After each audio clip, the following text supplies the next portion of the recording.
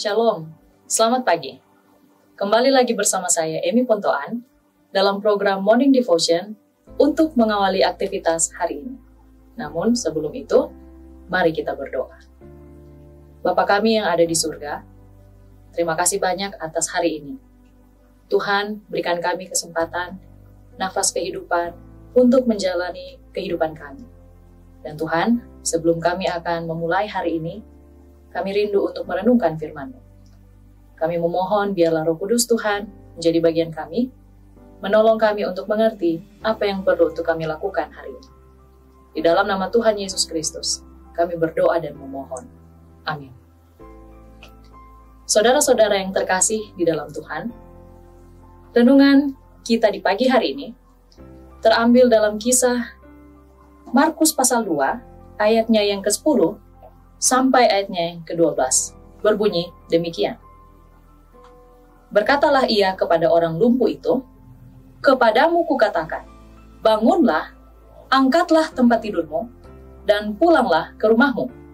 Dan orang itu pun bangun, segera mengangkat tempat tidurnya, dan pergi keluar di hadapan orang-orang itu, sehingga mereka semua takjub, lalu memuliakan Allah. Saudara-saudara yang terkasih di dalam Tuhan, pernahkah Anda merasa begitu putus asa?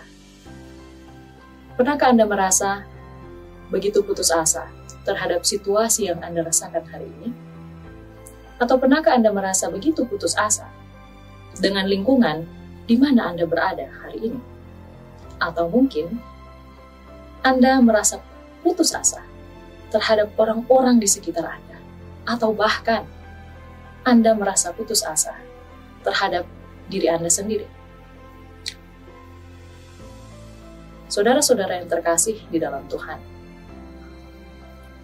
firman Tuhan di dalam Markus pasal 2 menceritakan satu kisah yang hampir sama dengan apa yang kita rasakan hari ini. Sebab mungkin ketika Anda bertanya pertanyaan yang tadi ditanyakan, mungkin saat ini Anda sementara mengalami kelumpuhan secara fisik. Anda terbatas secara fisik. Anda tidak punya cukup kekuatan, kaki, tangan, bahkan tubuh untuk digerakkan. Atau mungkin Anda sementara mengalami kelumpuhan mental. Anda terbatas secara mental. Anda tidak punya cukup kekuatan mental. Anda takut, khawatir, atau bahkan tidak cukup berani dan punya keberanian untuk dipergunakan. Atau mungkin saudara-saudara, Anda saat ini sementara mengalami kelumpuhan secara spiritual. Anda terbatas secara rohani, merasa begitu jauh dan hilang, dan tidak punya cukup kekuatan untuk berjalan kembali ke hadapan Allah, bahkan melakukan kehendak Allah. Dan seperti halnya cerita seorang lumpuh tadi, kita kadang seperti itu. Dalam sepanjang kehidupan seorang lumpuh di dalam Markus pasal 2, dia hidup dalam keadaan yang penuh keterbatasan. Dan satu hari, dia mendengar suatu berita pengharapan bahwa Yesus, Sang Penyembuh, berada di sebuah rumah di kota Kapernaum. Hal itu membuat dia penuh dengan pengharapan. Tetapi sayang, dia tidak punya cukup kekuatan dan terbatas untuk pergi kepada Yesus dan disembuhkan. Mungkin itu yang Anda rasakan hari ini. Dan pertanyaan yang sering ditanyakan oleh orang lumpuh, yang mungkin juga kita tanyakan hari ini. Dalam semua keterbatasan, kelumpuhan yang kita rasa, sanggupkah saya disembuhkan? Ketika kita membaca firman Tuhan lebih jauh lagi, Alkitab memberikan kita informasi bahwa benar, orang lumpuh ini disembuhkan. Yang jadi pertanyaannya adalah, bagaimana bisa dia disembuhkan dalam keterbatasan yang begitu banyak? Ketika kita melihat Alkitab memberikan kita informasi lebih jauh, bahwa orang lumpuh ini disembuhkan karena dia dibawa oleh keempat orang sahabatnya. Betapa setia dan besarnya kasih seorang sahabat. Tetapi cerita menariknya tidak berhenti sampai di situ. Karena ketika kita melihat keempat sahabatnya membawa orang lumpuh ini kepada Yesus, mereka pun terbatas karena orang banyak yang menghalangi. Tetapi yang paling menarik, ketika Yesus melihat iman mereka, Yesus berkata kepada orang lumpuh, "Hai anakku, dosamu sudah diampuni." Artinya apa? Maksudnya adalah iman orang lain sanggup untuk menyembuhkan dan membawa orang lumpuh untuk diselamatkan. Dan jika itu yang Anda rasakan hari ini, sudahkah Anda bertanya, adakah orang lumpuh di sekitar saya yang butuh untuk saya bawa kepada Allah untuk diselamatkan? Atau sudahkah saya membawa orang-orang lumpuh di sekitar saya kepada Allah untuk diselamatkan dan disembuhkan? Atau jika Anda merasa, sayalah orang lumpuh ini, hari ini, adakah orang lain, orang terdekat atau sahabat yang membawa Anda kepada Yesus untuk diselamatkan?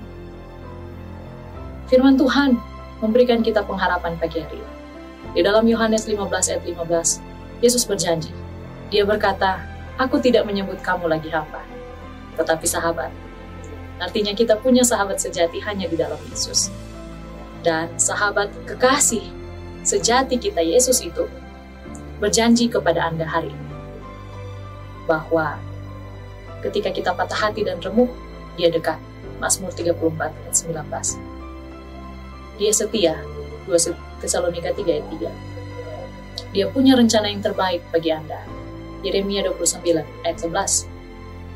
Dia berjalan di depan Anda. Untuk itu tidak perlu takut dan patah hati. Ulangan 31 ayat 8. Sebab Matius 28 ayat 20, firman Tuhan, Allah berjanji, Dia akan menyertai kita sampai kepada akhir zaman. Untuk itu marilah hari ini kita berharap dan berseru hanya kepada Yesus, sahabat sejati kita, yang telah membawa kita kepada Allah Bapa untuk diselamatkan dan disembuhkan lewat darah pengorbanannya di kayu salib. Marilah hari ini kita melihat dan membawa orang-orang di sekitar kita, mendoakan, menggumuli, bahkan mempuasakan mereka, dan membawa mereka kepada Allah untuk disembuhkan dan diselamatkan. Demikianlah renungan kita pada pagi hari ini. Mari kita berdoa. Bapa kami di dalam surga, terima kasih banyak karena Tuhan mau menjadi sahabat kami. Kami bersyukur punya Allah seperti Engkau. Bantulah kami yang saat ini penuh dengan keterbatasan. Bantulah orang-orang di sekitar kami yang penuh dengan keterbatasan untuk boleh dibawa kepada Engkau, disembuhkan dan diselamatkan. Kami serahkan aktivitas kami hari ini kepada Tuhan. Tuntun kami dengan Roh Kudus-Mu. Di dalam nama Tuhan Yesus Kristus kami berdoa dan mengucap syukur. Amin. Selamat pagi. Tuhan Yesus memberkati.